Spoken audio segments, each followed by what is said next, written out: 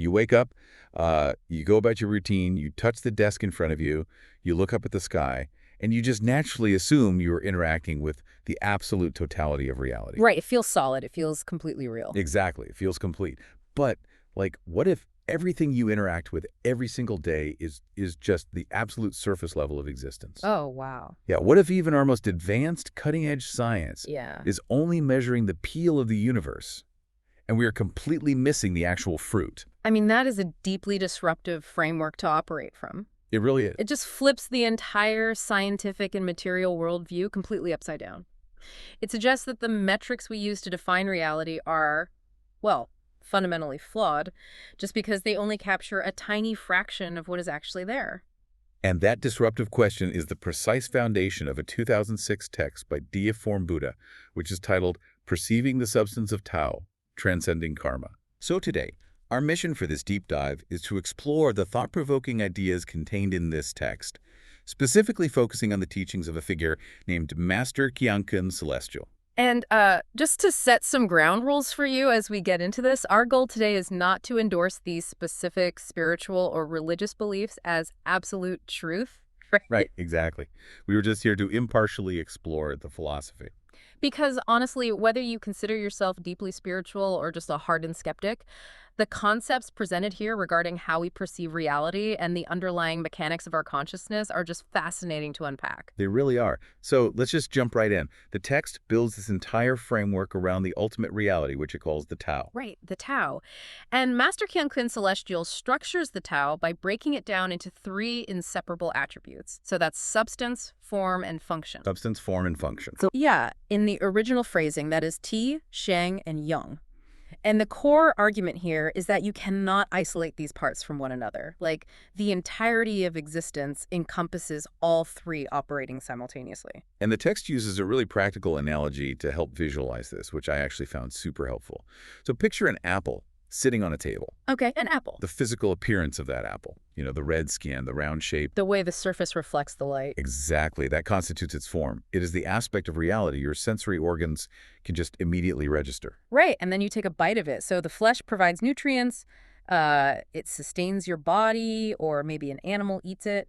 That utility, that actual application and interaction of the apple with the world around it is its function. But then we get to the third attribute, which is substance. The text claims the substance of the apple is invisible. Invisible, right? Yeah. It states that the substance resides in the genetic structure of the apple tree, which connects to the broader natural ecosystem, which ultimately exists within the macro structure of the Tao. And this is where I think the philosophy really challenges our modern intuitions, When a 21st century reader encounters the phrase genetic structure, the immediate mental image is a very physical, biological mechanism. Well, yeah, that is exactly where my mind went.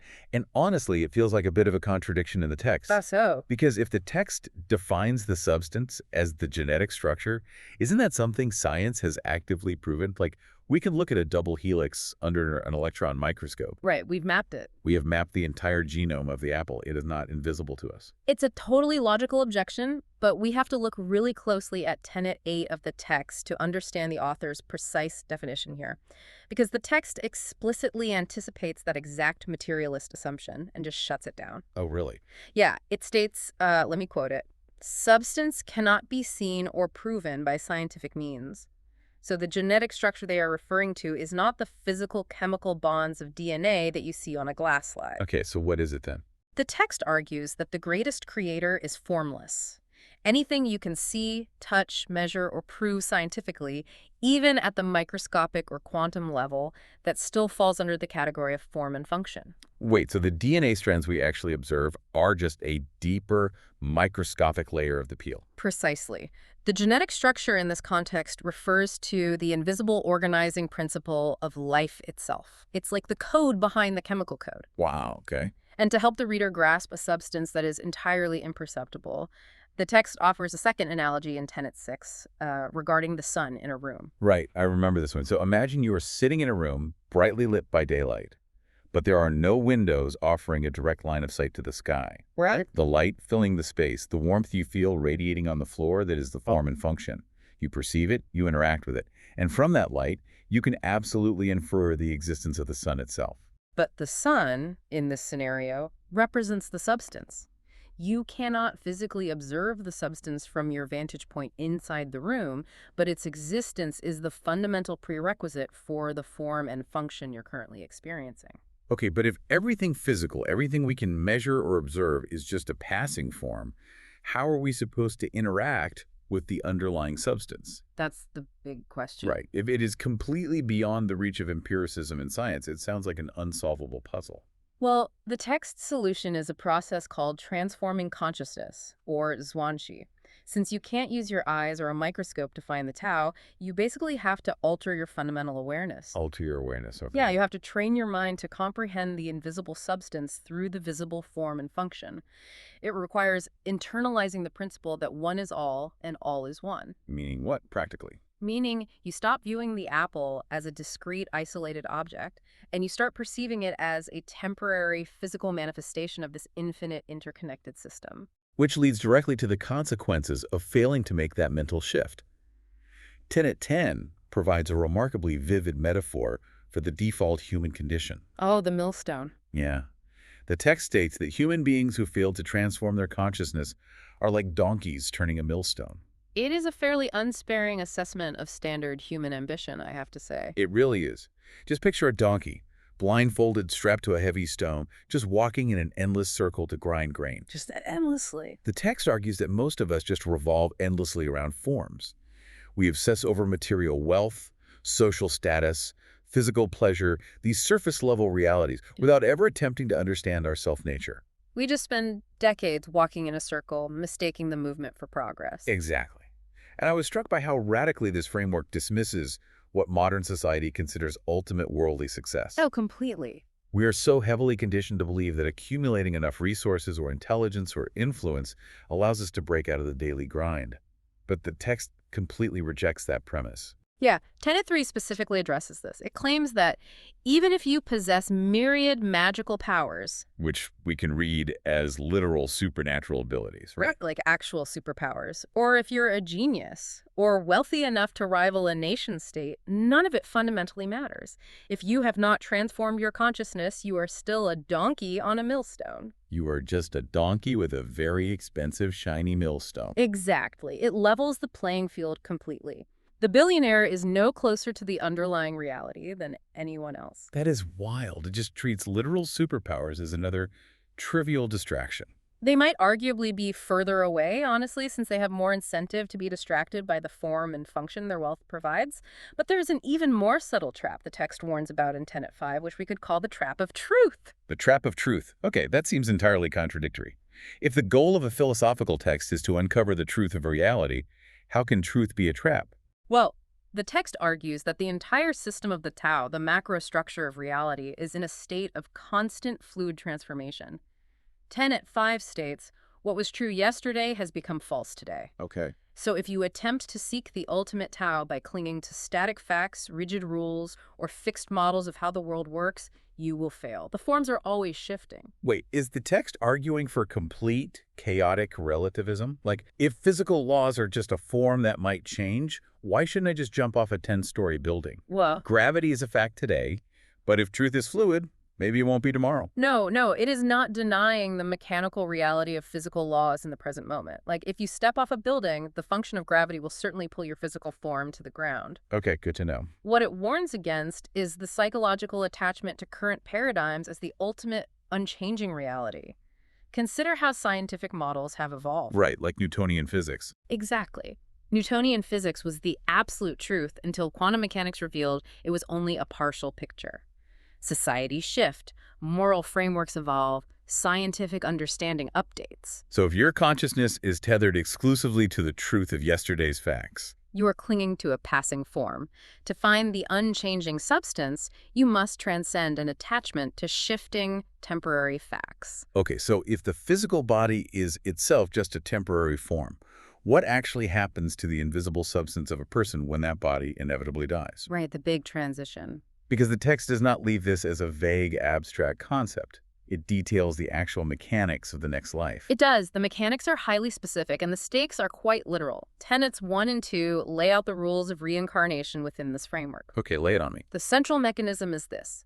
The exact state of consciousness you attain just before death determines the specific world of your next existence. Wait, just before death, it doesn't describe like a scale where your good deeds are weighed against your bad deeds over an 80-year lifespan. No, not at all. The text states the state attained in this life determines the world of the next life, and further clarifies the fruit of this life becomes the seed of the next life. It's described as an unbroken continuum of resonance. How does a fleeting state of mind actually germinate into a literal universe, though? Think of it as a frequency. If your consciousness is obsessed with form, acquiring wealth, holding deep resentments, stressing over physical status, your mind is operating at a very dense, heavy frequency. Okay, that makes sense. So when the physical form drops away, that heavy seed of consciousness can only take root in a dense physical realm that matches its vibration. But if you have successfully transformed your consciousness, your seed is lighter, allowing it to resonate with and therefore manifest in much less restricted realities. And the author actually lists these destinations, creating this tiered cosmic progression based on that final realization state. Yes, the specific realms. Like, for instance, if you attain the state of super celestial beings, the text says your seed takes root in the celestial islands continent of the Elysium world. And these are conceptualized as realms of profound harmony, totally free from the heavy friction of the human realm. And it scales up from there. Yeah. If you attain the state of Buddhas, you enter the pure land of Buddhahood. If you attain the state of celestial beings, you transition to the 1,000-year world or the 10,000-year world. Right. And the ultimate tier mentioned, if you attain the state of a deity celestial being, you are granted the ability to wander freely through all time and space, just complete, unbound cosmic freedom. Which brings us back to the donkey on the millstone. Ah, right. What happens to the donkey? For the individual who continually fails to transform their consciousness, the one who dies while still fully tethered to the anxieties of form and function, their seed is too dense to float upward. So the absolute best case scenario for that individual is to simply reincarnate back into the human world. You just reload the exact same level of the game and start the grind all over again. But, the concept of reincarnation often feels alien or unsupported to a strictly materialist thinker. Oh, yeah. How does the text attempt to justify this endless loop? It actually builds a highly logical defense based entirely on observing the mechanics of the natural world. It poses a simple premise. Observe your environment. Without a mechanism of reincarnation, would the physical world even continue to exist? I mean, everything is part of a recycling system. Right. Water recycles continuously through evaporation, condensation, rain. The atmosphere is a recycled exchange between flora and fauna. Plants grow, they die, decompose into the soil, and become the raw material for new plants. Everything recycles. So the text argues that human beings are fundamentally integrated into this natural system. What logical reason is there to assume human consciousness is the sole, glaring exception to the universal rule of recycling? There's a specific line regarding this cycle that actually stopped me when I read it. The text says, birth is the function of death, and death is the substance of birth. That is the philosophical core of the text, tying back to the initial framework of the Tao. Death is the substance of birth. Because we generally conceptualize death as the ultimate cessation of function. Yeah. The hard stop. Right, the end of the line. But this phrasing suggests death is an active, invisible mechanism. It is the underlying substance that makes the form and function of a new birth mathematically possible. Yes. Just as you cannot have the visible apple without the invisible organizing code of the tree. You cannot have the visible reality of birth without the invisible driving engine of death powering the cycle. It entirely reframes mortality. Birth and death are no longer absolute beginnings and final endings. They are simply the alternating form and function of an eternal, continuous cycle. So if a genuine seeker of the Tao understands these massive cosmic stakes and recognizes that their current body is just a temporary form driven by the substance of death, how do they actually live their day-to-day life? What is the practical application of trying to get off the millstone? Well, the text defines a genuine cultivator largely by what they refuse to participate in. Okay. A true cultivator does not seek fame. They have no desire to dominate the world or their industry. They are not striving to build a legacy or, make a name for their ancestors. They are actively disengaging from the pursuit of material gain. Because engaging in those pursuits is basically voluntarily strapping the blindfold back on and pushing the millstone. Yes, the ultimate objective is complete freedom. The text describes this goal as wanting to enjoy the joy of life in any space and time, And the specific phrasing used is that the cultivator seeks to be transcending the three realms, not confined within the five elements. Wait, pause for a sec. We need to unpack that because those are massive, heavily loaded concepts. The Yeah. three realms, the five elements. What exactly is a person transcending in this context? Right, so in traditional Eastern cosmology, which this text is heavily drawing from, the three realms typically refer to the realm of desire, the realm of form, and the realm of formlessness. Got it. It encompasses the entirety of the karmic universe where beings are subject to rebirth. And the five elements wood, fire, earth, metal, and water. Those are the fundamental building blocks of all physical matter and interaction. So to transcend the three realms and the five elements means completely escaping the physical and karmic sandbox. You're no longer subject to the laws of physical matter, and you are no longer trapped in the cycle of psychological desire. You've hacked the code of the universe. Exactly. You have aligned your consciousness so perfectly with the invisible substance of the Tao that you are no longer constrained by any temporary form or function. It is a state of total, infinite liberation. Which makes the actual conclusion of this text arguably the most fascinating and honestly surprising part of our entire deep dive. It really is a twist. We are talking about cosmic multiverses, thousand-year worlds, hacking the laws of physics, Right? and escaping the karmic sandbox. But after outlining all these vast, unimaginable cosmic truths, Deiform Buddha's final instruction to his followers is profoundly grounded. It is almost mundane. He essentially tells them, stay with the community. Specifically, he directs them to remain within the community he founded, called Lifechanyuan. He writes, the treasure is in one's own land.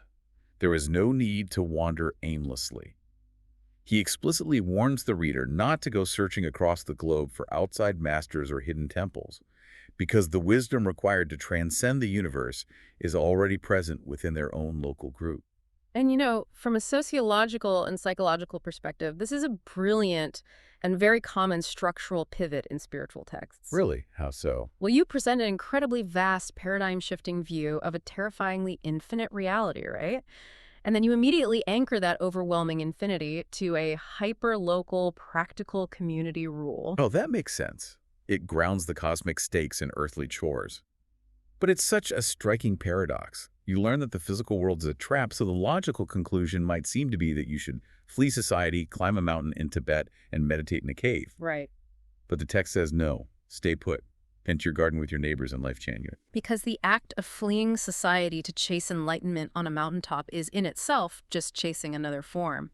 You're attaching your desire to the aesthetic idea of a guru or a temple. Oh, wow. If you cannot find the underlying substance of reality while doing the dishes or interacting with your immediate community, you will not find it by wandering the globe. The treasure is in one's own land. That perfectly summarizes the journey of this text. We started by dismantling the physical world, exploring the idea that reality consists of form, function, and an unreachable substance. Yeah. We examined the brutal trap of the millstone, where we grind away our lives chasing material success while utterly ignoring the state of our deeper consciousness. We detailed the precise mechanics of reincarnation, where the seed of your final thought dictates your cosmic destination. And we explored the profound realization that death acts as the invisible substance driving the visible engine of birth. And I want you to think about how drastically this framework alters the weight of your daily life. How often do you find yourself completely consumed by the form of a situation?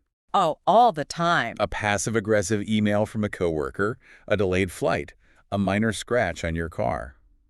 We expend massive amounts of psychological energy reacting to these surface-level annoyances, entirely missing the substance of our existence. We just volunteer every day to put the blindfold on and push the millstone. Exactly. And if we take the mechanics of this text seriously, the consequences of that daily stress are literally universal. Which brings us to a final thought that I really want you to mull over as you go about the rest of your week. The text claims that the exact state you attain in this life, specifically the state just before death, dictates your entire next existence. Right. If that is true, doesn't that make every single passing mood, every angry reaction in traffic, and every fleeting thought in your life an incredibly high-stakes rehearsal for your final moment? That is heavy. Are we missing the infinite because we're looking too far away? If the treasure really is in your own land, you don't need to hack the universe to find it. You just need to stop staring at the peel. Thank you for joining us on this deep dive. Keep questioning the form and function around you, and we will see you next time.